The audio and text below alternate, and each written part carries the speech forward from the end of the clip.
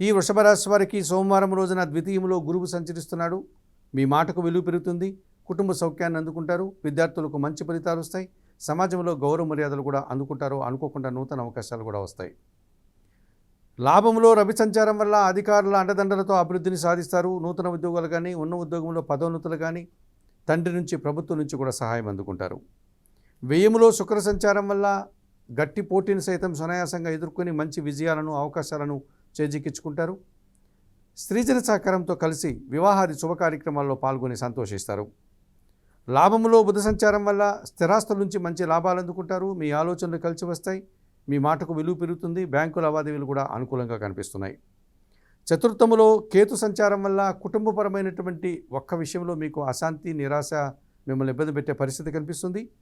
చందనపు రంగు వస్త్రధారణ, గణేశ స్వామి సందర్శనం, గణేశాష్టక పారాయణం, ఉలవలను పక్షులకు ఆహారంగా ఇవ్వడం వల్ల మరింతగా మంచి ఫలితాలను పొందగలుగుతారు.